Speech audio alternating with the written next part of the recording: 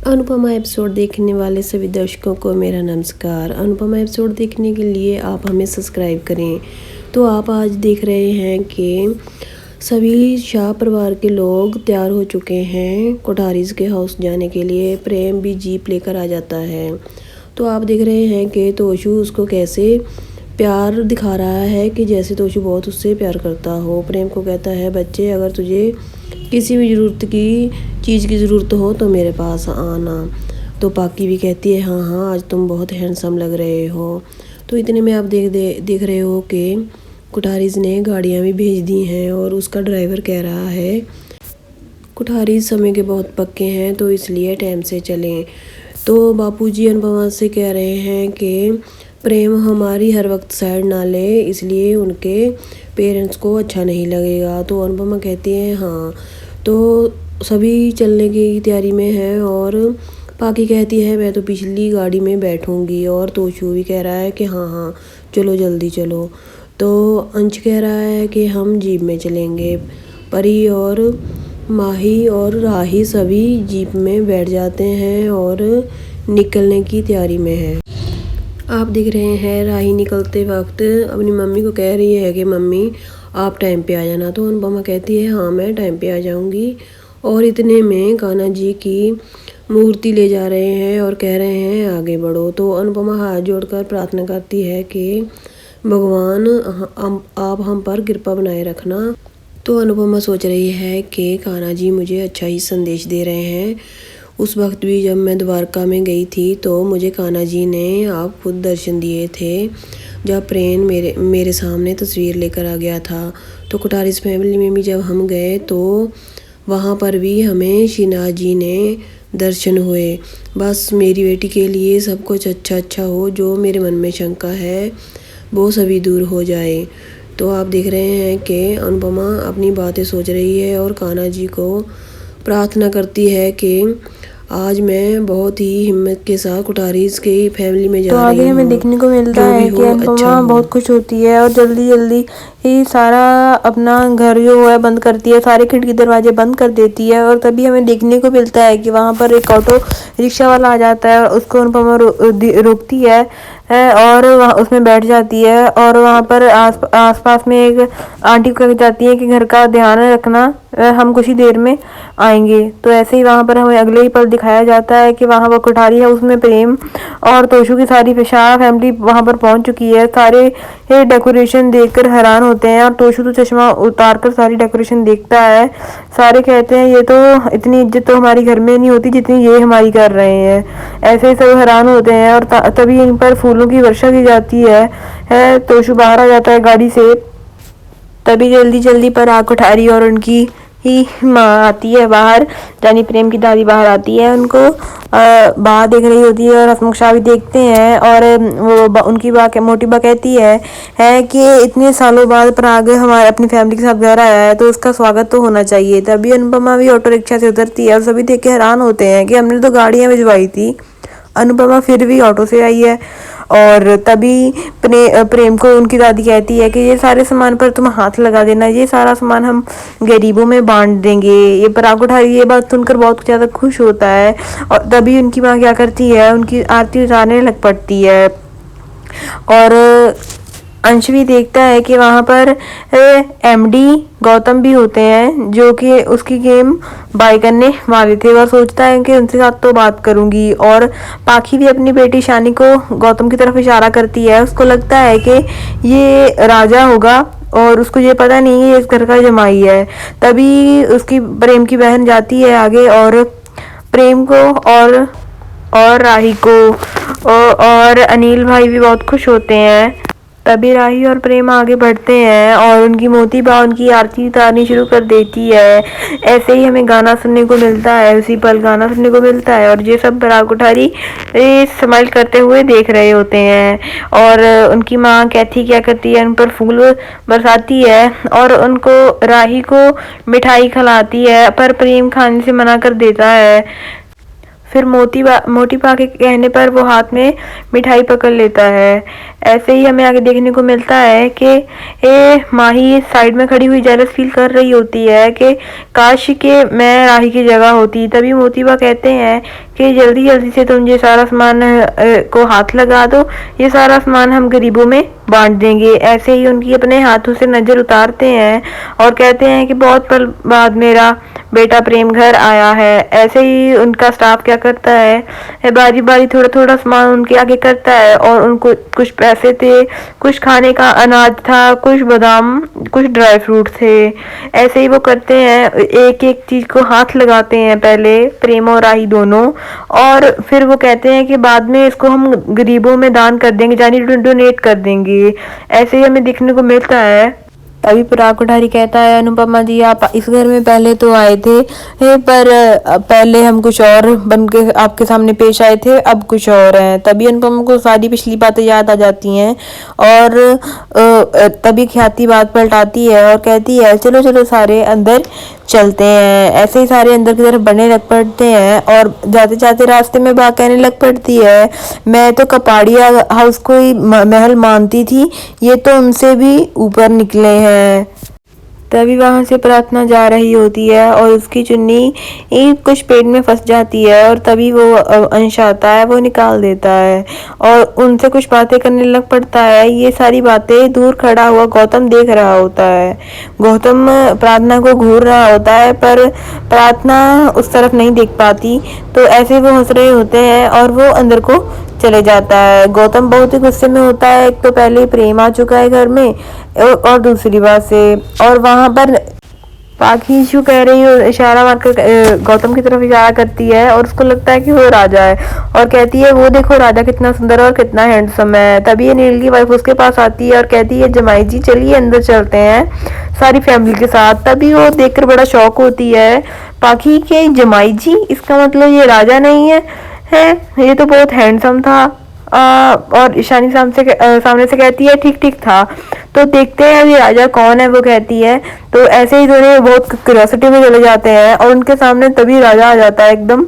तो वो ऐसे आगे बढ़ रहा होता है और उनको अनिल आवाज लगाता है राजा के नाम से, तो उनको पता लगता है कि ये है राजा, ये कैसा है। ऐसे बातें करने लग पड़ते हैं दोनों।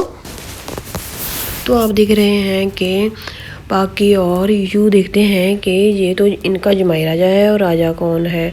एकदम से राजा आगे आ जाता है और उसके पापा आवाज़ लगाते हैं राजा बेटा इधर। तो पाकी और यू को पता चल जाता है कि ये राजा है। तो पाकी कहती है ओ माय गॉड ये राजा। तो यू कहती है I mean my dead body, मतलब मैं इससे तो कभी फ्रेंडशिप नहीं करूँगी। तो आप देख रहे हो कि राही को प्रेम कहता है कि हमारे घर वालों के इस दिखावे के लिए सॉरी। तो राही कहती है इट्स ओके और प्रेम आगे बढ़ता है और पापा से जोर से टकराता है और पापा और बाप बेटा एक दूसरे को देख रहे हैं। इतने में बा आती है और कहती है बेटा इस दिन के लिए हमारा आंचल तरस गया था तुम्हें देखने के लिए कि कब घर आओगे। तो अपने प्रेम को कहती है, बा कहती है कि तुम मुझे गले से नहीं लगाओगे। तो वो भी माँ से प्यार करता है और बा को गले लगाता है। तो आगे आप देख रहे हैं कि स्टोरी बहुत ही इंटरेस्टिंग हो रही है और बा की खुशी संभालनी नहीं जा रही। तो सभी देख रहे हैं कि बा प्रेम को कितना प्यार करती है और पराग कोठारी आगे को जा रहा है और बा प्रेम से प्यार कर रही है और कह रही है कि आज तो दिन बहुत ही भाग्यशाली है जो तुम टिंकू घर पर आ गए। तो आप देख रहे हो अगले ही पल में अनुपमा नीचे गिर जाती है और प्रेम भागकर उसकी तरफ जाता है और कहता है कि मैम आपके ज़्यादा तो नहीं लगी, और बोलता है कि यहाँ इंटरेस्ट में कौन बैट लगाता है ऐसे, मैम आपको ज़्यादा चोट तो नहीं लगी। कोठारीज देख रहे हैं कि प्रेम अनुपमा का कैसे कर रहा है और अनुपमा कह रही है कि अरे नहीं मुझे कुछ नहीं हुआ, मैं ठीक हूँ। तो अनुपमा उठती है और कहती है कि तुम घबराओ मत, मैं ठीक हूँ, मुझे कुछ नहीं हुआ। तो आप देख रहे हो कि तोशु भी माँ को अपनी अनुपमा माँ को उठाता है और और ख्याति जी भी कहती हैं कि उठिए अंदर चलिए। तो अनुपमा उठ जाती है और आप देख रहे हैं कि पराग कोठारी बापूजी को पकड़कर सीढ़ियों के ऊपर चढ़ाता है और अंदर को सभी लोग चले जाते हैं। तो अंदर जाकर अंदरला नज़ारा देखकर सभी शौक हो जाते हैं। बा कहती है कि इतना बड़ा घर, महल जैसा तो मैंने पहले कभी नहीं देखा। तो आप देख रहे हो कि अंदर एंटर होते ही प्रेम को उस दिन की याद आती है जब उस दिन अपने पापा से झगड़ा करने आ गया था और टेबल में लात मारकर टेबल का कांच तोड़ दिया था। तो परी भी बहुत खुश होती है कि घर बहुत बढ़िया है, राही हमारी के कर्म अच्छे हैं जो इतना बढ़िया घर मिला है उसको। तो आप देख रहे हैं कि माही भी सोचती है कि अगर राही मेरे राह के प्यार में ना आती तो आज ये ससुराल मेरा होता। तो पराग कोठारी और प्रेम एक दूसरे की ओर देखते हैं और प्रेम बीती हुई बातों को याद कर रहा है।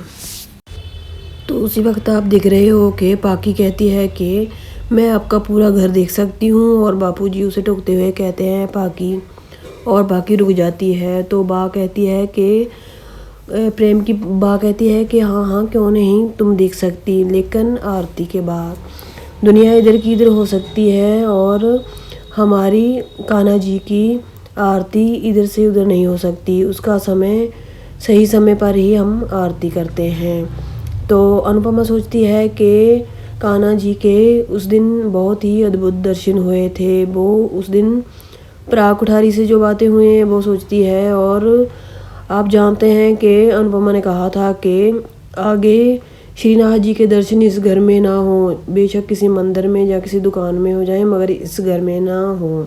आप नहीं जानते थे कि अनुपमा सोचती है कि मैं नहीं जानती थी कि इतनी जल्दी दर्शन आप मुझे फिर देंगे दोबारा। तो आप अगले ही पल में देख रहे हो कि बादशाह और जो अनुपमा के साथ छोटी बच्ची आई है राधा, वो आपस में झगड़ा कर रहे हैं।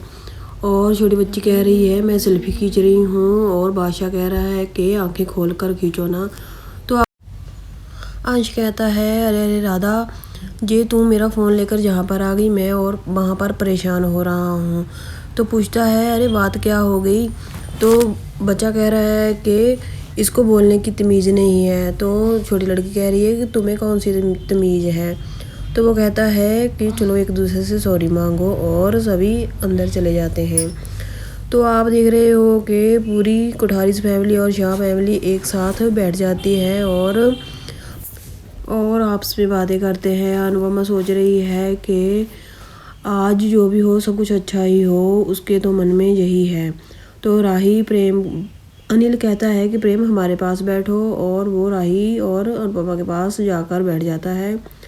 और आप देख रहे हैं कि बा एक डिब्बा निकालती है और कहती है ये शुद्ध घी में हमारे खुद के घर में मिठाई बनी हुई है और वो प्रेम की दादी को जाकर पकड़ाती है। और स्टाफ का एक मेंबर लेडीज़ आती है, उसने ग्लव्स पहने होते हैं और डिब्बा पकड़ती है।